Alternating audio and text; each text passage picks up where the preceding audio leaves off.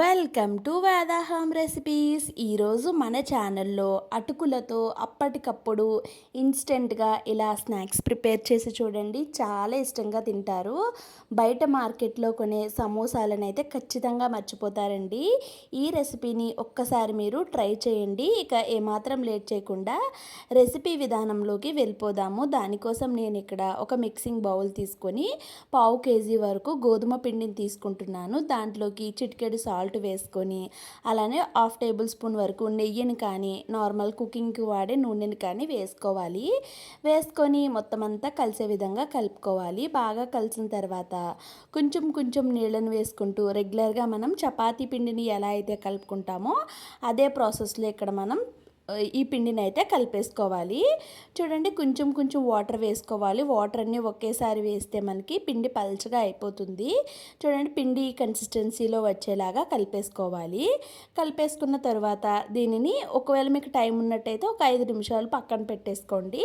నేనైతే వెంటనే ప్రిపేర్ చేసేసుకుంటున్నాను. చూడండి, ఈ విధంగా ఇలా సిలిండర్ షేప్లో వచ్చేలాగైతే దీన్ని చేసుకొని సమానంగా మనం నైఫ్తో కట్ చేసేసుకోవాలి. ఇలా సమానంగా కట్ చేసేసుకుంటే మనకి మొత్తం అన్నీ కూడా ఈక్వల్గా ఒకేలాగా వస్తాయి. వీటిని రౌండ్స్గా బాల్స్లో అయితే ప్రిపేర్ చేసేసుకున్నాను.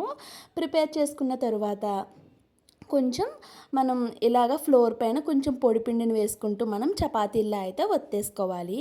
మరీ పలుచగా కాకుండా మరీ మందంగా కాకుండా మీకు ఎలా వీలైతే ఆ విధంగా అయితే వీటిని ఒత్తేసుకోవాలి. చూడండి, ఈ విధంగా ఒత్తేసుకున్నాం కదా. ఇక్కడ ఇదే ప్రాసెస్లో నేను మొత్తం అన్నిటినీ కూడా ప్రిపేర్ చేసేసుకున్నాను, చపాతీలన్నింటినీ.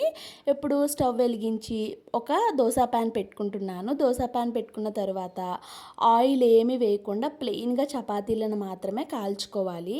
చూడండి, లైట్గా బబుల్స్ వస్తున్నాయి కదా. అలా వచ్చిన తర్వాత ఇంకొక సైడ్కి అయితే టర్న్ చేసుకోవాలి. ఇక్కడ ఇదే ప్రాసెస్లో నేను మొత్తం అన్నిటినీ కూడా ప్రిపేర్ చేసేసుకున్నాను. మీకోసం ఇంకొకటి కూడా చూపిస్తున్నాను చూడండి. రెండు సైడ్స్ కూడా ఏమి కలర్ రాకుండా ఇక్కడ మొత్తం అన్నిటినీ కూడా మనం ప్రిపేర్ చేసేసుకున్నాం కదా. ప్రిపేర్ చేసుకున్న తర్వాత మొత్తం అన్నిటినీ ఇలా సమానంగా ఒక దానిపైన పెట్టి 4 సైడ్స్ కూడా మనం కట్ చేసి తీసేసుకోవాలి. మనకేంటంటే చక్కగా ఒక మంచి షేప్, బాక్స్ షేప్ అనేది రావటం కోసం ఇక్కడ సైడ్స్ని అయితే కట్ చేసేసుకుంటున్నాము.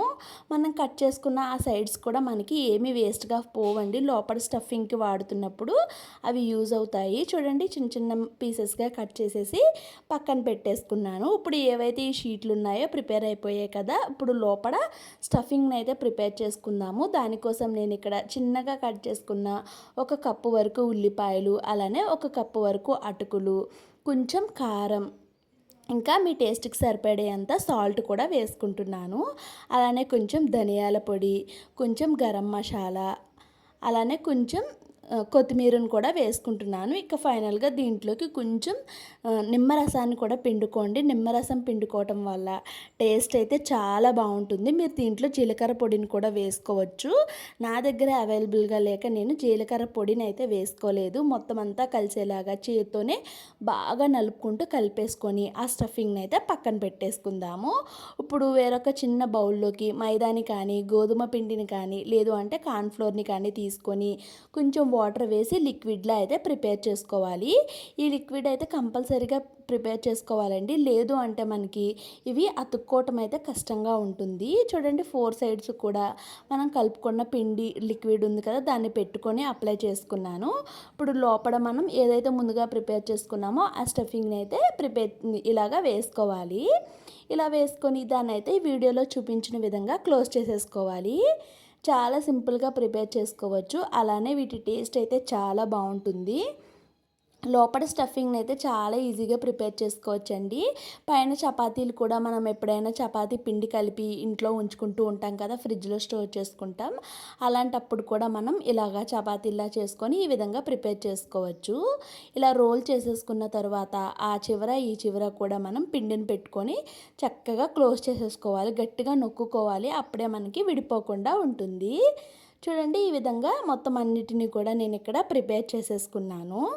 చాలా ఈజీగా ప్రిపేర్ చేసుకోవచ్చు. సమోసాలు బయట తినే అన్నిటిని కూడా మర్చిపోతారండి. అంత టేస్టీగా ఉంటాయి. అలానే హెల్తీ కూడా. మనం మన చేత్తో చేసుకుంటే బయట వాళ్ళు ఏ ఆయిల్ యూజ్ చేస్తారో మనకి తెలీదు కాబట్టి ఇంట్లోనే ప్రిపేర్ చేసుకొని తినటానికి ప్రయత్నించండి. ఇప్పుడు స్టవ్ వెలిగించి డీప్ ఫ్రైకి ఆయిల్ పెట్టుకున్నాను. ఆయిల్ కాస్త హీట్ అయిన తర్వాత మనం ముందుగా ప్రిపేర్ చేసుకున్న వీటినైతే వేసేసుకోవాలి. ఇక్కడ నేను ఒక 3 వరకు వేసుకున్నాను. ఇవి ఒక్క సైడ్ మంచి కలర్ వచ్చిన తర్వాత ఇంకొక సైడ్కి అయితే టర్న్ చేసుకుంటున్నాను. హెల్దీ అంటున్నారు, డీప్ ఫ్రై చేస్తున్నారు అనే డౌట్ మీకు రావచ్చండి.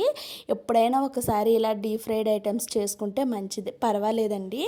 బయట తినే వాటితో పోల్చుకుంటే మనం మన చేతులతో ప్రిపేర్ చేసుకుంటే అది కాస్త హెల్దీగానే ఉంటుందండి. చూడండి, 2 సైడ్స్ కూడా మంచి గోల్డెన్ కలర్ అయితే వచ్చేసాయి కదా. ఇక వీటిని ఆయిల్లో నుంచి తీసేస్తున్నాను. ఇందాక మనం చిన్నగా కట్ చేసుకున్నాం కదా, వాటిని కూడా ఫ్రై చేసేసుకొని దీనిపైన కాస్త ఉప్పు కారాన్ని జల్లుకొని తింటే టేస్ట్ అయితే చాలా బాగుంటుంది. లేదు అనుకుంటే వీటిని ముందుగానే ఫ్రై చేసుకొని అటుకుల స్టఫింగ్ ఉంది కదా, వాటిల్లో వేసేసుకొని కూడా మనం ఈ లోపల స్టఫ్ చేసేసుకోవచ్చు. మీరు ఎలా కావాలి అనుకుంటే అలా చేసుకోవచ్చు అండి. వీటి టేస్ట్ అయితే చాలా చాలా బాగున్నాయి. ఒక్కసారి మీరు డెఫినెట్గా ట్రై చేయండి. Thanks for watching my channel.